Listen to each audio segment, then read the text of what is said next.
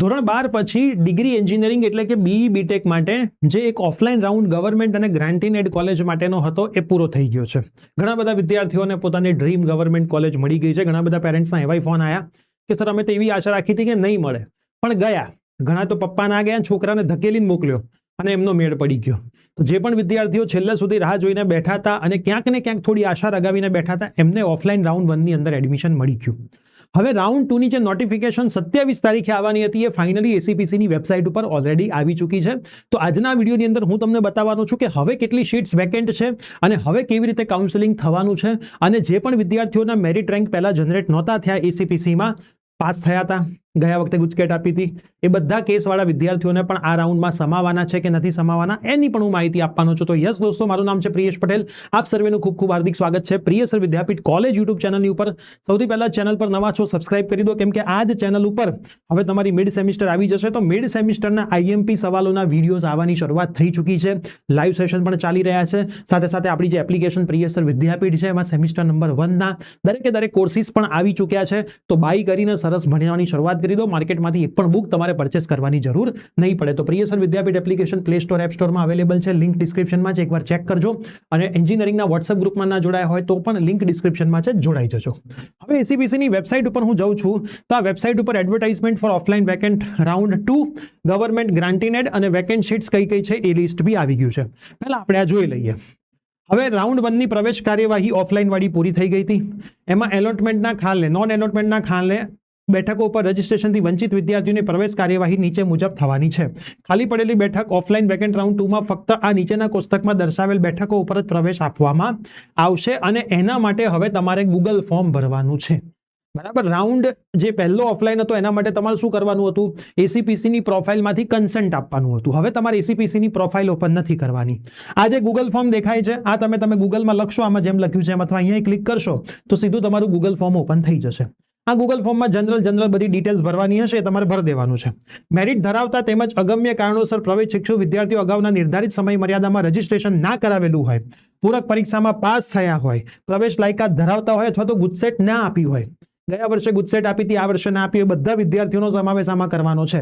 મતલબ એસીપીસીમાં તમે ફોર્મ ભરવાનું ભૂલી ગયા હતા, ઇમ્પ્રુવમેન્ટમાં પાસ થયા, ફોર્મ ભરવાનું ભૂલી ગયા હતા, ગુજસેટ નહોતી આપી, મેરિટ જનરેટ નહોતો થયો, તમે લાયકાત ધરાવો છો, પાસ છો, ફેલ નથી, પાસ છો, ગુજસેટ ગયા વર્ષે આપી છે, બોર્ડ ગયા વર્ષે આપી છે, તો આ વખતે બોર્ડ આપી છે, ગુજસેટ નથી આપી, આ બધા વિદ્યાર્થીઓનો સમાવેશ આની અંદર કરવામાં આવશે. દરેકે ગૂગલ ફોર્મ ભરી દેવાનું છે. ફી રિફંડના નિયમો તો સેમ ટુ સેમ. તમે કોઈ પ્રાઇવેટ કોલેજમાંથી ગવર્મેન્ટમાં શિફ્ટ થાવ છો, કેમ કે ગવર્મેન્ટનો રાઉન્ડ છે તો એ પ્રાઇવેટની સીટ ભરાશે તો જ તમને ફી રિફંડ મળશે, એ પ્રાઇવેટની, બાકી એ ફીસ નહીં ભરે. હવે જો 27 તારીખ આજે છે, લિસ્ટ આવી ગયું છે. ગૂગલ ફોર્મ ભરવાની તારીખ 27, 28, 29 ને 30 4 દિવસો એમણે આપેલા છે. અને જે મેરિટ લિસ્ટ છે, નવું મેરિટ લિસ્ટ આવશે. હવે કેવું છે કે આમાં બહુ જ ઓછા વિદ્યાર્થીઓ હશે, એટલે આખે આ એસીપીસીમાં જેટલા 47,000 વિદ્યાર્થીઓ હતા ને એમને એ લોકો ભાગ નહીં આપે. આ ગૂગલ ફોર્મ ભરવાનું છે, ખાસ ગૂગલ ફોર્મ ભરવાનું છે. હજી કહું છું, ગૂગલ ફોર્મ ભરવાનું છે. પ્રોફાઇલમાં જઈને કન્સન્ટ નથી આપવાનું. આ ગૂગલ ફોર્મની લિંક છે. આ ડાયરેક્ટ લિંક ઉપર તમે ક્લિક કરશો એટલે સીધા ગૂગલ ફોર્મમાં જતા રહેશો. એમાં જે ડોક્યુમેન્ટ્સ ને બધું માંગ્યું એ ભરી દેજો. 2 તારીખે નવું મેરિટ આવશે. એ મેરિટ પ્રમાણે તમને ફરીથી બોલાવવામાં આવશે અને તમારી આખી ઓફલાઈન પ્રોસેસ હશે. કઈ તારીખે કીધી છે? 3 તારીખે એલડી કોલેજમાં કીધી છે. હવે બીજી વસ્તુ, આ જે તમે ગૂગલ ફોર્મ ભરો છો એના તમારે અલગથી 350 રૂપિયા આપવા પડશે. બરાબર. આ વખતે તમારે અલગથી 350, ભલે તમે આગળ એસીપીસીમાં આપ્યા જ રૂપિયા, તોય તમારે 350 રૂપિયા આની રજીસ્ટ્રેશન ફીસ લઈને જવાની રહેશે. તમને ત્યાં સીટ મળે ના મળે, ના ગમે, કંઈ બી થાય, 350 આપવાના. અહીંયા નહીં ભરવાના હોય, ત્યાં તમારે કરવાના હશે. અને 1500 રૂપિયા તમારે લઈને જવાના છે કેશ.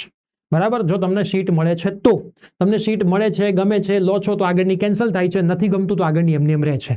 જે રૂલ હતા એ તો રૂલ જ છે. ત્યાં જવાથી આગળની સીટ તમારી કેન્સલ થઈ જાય નહીં. હમણાં જે ઓફલાઈન રાઉન્ડ હતો એમાંય ભાગ લીધેલા વિદ્યાર્થીને આમાં પાછું જવું હોય તોય જઈ શકે છે.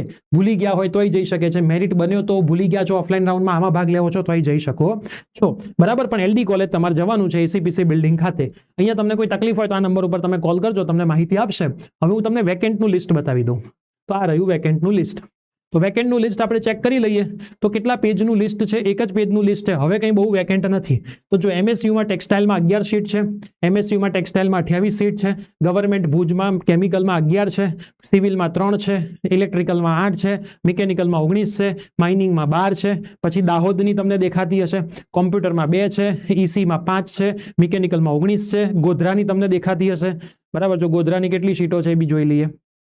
ગોધરાની અંદર તમને સિવિલમાં 4 છે, ઇલેક્ટ્રિકલમાં 5 છે, મિકેનિકલમાં 24 છે, ઓટોમોબાઈલ મોડાસામાં 7 સીટો છે, પાલનપુર કોમ્પ્યુટરમાં 3 છે, મિકેનિકલમાં 18 છે, પાટણમાં ઇલેક્ટ્રિકલમાં 1 છે, મિકેનિકલમાં 1 છે, રાજકોટમાં રોબોટિક્સમાં 4 છે અને એલી મોરબી છે એમાં કેમિકલ 3, ઇલેક્ટ્રિકલ 1, આઈટી 2, મિકેનિકલ 1 છે. મતલબ આટલી જ કોલેજ માટેનો આ રાઉન્ડ છે. આના સિવાય એકેય કોલેજમાં હવે સીટ વધી નથી. તો ખાસ તમે ધ્યાન રાખજો. આના સિવાય એલડી, વીજીસી બધી બહુ સારી સારી જીઈસીમાં કંઈ જ નથી. તો આમાં તમારે જવાની ઈચ્છા હોય તો આ બધો ખેલ કરજો. બાકી હવે કોઈ ખેલ કરવાનો થતો નથી. તમને જે મળ્યું છે સૌથી બેસ્ટ છે અને એમાં ભણવાનું ચાલુ કરી દેજો. આટલી જ કોલેજ માટેનો આ રાઉન્ડ છે જે 3 તારીખે થવાનો છે. આના સિવાય એકેય કોલેજ માટે હવે રાઉન્ડ થવાનો નથી. તો આટલું તમે ખાસ યાદ રાખજો. આ લિસ્ટ મુકાઈ ગયું છે, આપણે પણ એપ્લિકેશનમાં અપડેટ કરી દઈશું. તો બસ આ છેલ્લો રાઉન્ડ છે એની અપડેટ આપી દીધી. આના પછી કોઈ રાઉન્ડ થવાનો નથી. ખાસ ફરીથી સમજાવી દઉં, ગૂગલ ફોર્મ ભરવાનું છે. એસીપીસીની પ્રોફાઇલ ખોલીને કંઈ જ નથી કરવાનું. ગૂગલ ફોર્મ તમે ભરો છો, ત્યાં જાઓ છો, આમાંથી તમને મળે છે, બરાબર. એવું જરૂર નથી કે આમાંથી મળી જ જશે. કેટલા લોકો એપ્લાય કરે છે મેરિટ રેન્ક પ્રમાણે, એમાં કંઈ નથી મળતું તો આગળ જઈએ તો એ કન્ટિન્યુ રહેશે. કંઈ મળે છે તો આગળવાળું કેન્સલ થઈ જશે. એની ફીસ તમને રિફંડ મળશે કે નહીં મળે, એ સીટ ભરાશે તો રિફંડ મળશે, બાકી તમને રિફંડ નહીં મળે. પણ કંઈ વાંધો નહીં, ગવર્મેન્ટમાં 1500 રૂપિયા જ છે. 1500 રૂપિયા તમારે ખાસ ત્યાં કેશ લઈ જવાના, 350 રૂપિયા ફીસ લઈ જવાની ફોર્મની. બીજી મોસ્ટ ઇમ્પોર્ટન્ટ વસ્તુ, પપ્પાને નહીં લઈ જાવ તો ચાલશે, એકલા સ્ટુડન્ટ પણ જઈ શકે, એકલા પેરેન્ટ્સ પણ જઈ શકે છે. આ પણ નિયમો છે. ડોક્યુમેન્ટ્સ કયા લઈ જવાના જે તમે ઓનલાઈન બધા આપ્યા હતા ફોર્મ ભરતી વખતે, અથવા કોઈએ ફોર્મ જ નથી ભર્યું તો તમારી 10માની માર્કશીટ, 12માની માર્કશીટ, ગુડ સેટ, આધાર કાર્ડ, ફોટોગ્રાફ, જનરલ બધું, લિવિંગ સર્ટિફિકેટ, જનરલ બધી વસ્તુઓ લઈ જજો. જેટલું તમારી પાસે છે ઓરિજિનલ અને એની ઝેરોક્સ કાઢીને પણ લઈ જજો. આટલું તમારે ત્યાં લઈ જવાનું હોય છે. તો આ સિમ્પલ અપડેટ છે જે મેં તમને આપી છે. જેને મિત્રોને બાકી હોય એડમિશન લેવાનું, ખાસ એપ્લાય કરજો. ક્યાંક ને ક્યાંક તમને મળી જશે. જ્યારે મેરિટ રેન્ક પાછો આવશે ત્યારે હું પાછો વિડીયો બનાવીશ, એમાં ડેટ ને બધું લખેલું હશે. તો વિડીયો મેક્સિમમ શેર કરજો. મળીએ છીએ. Bye bye, take care.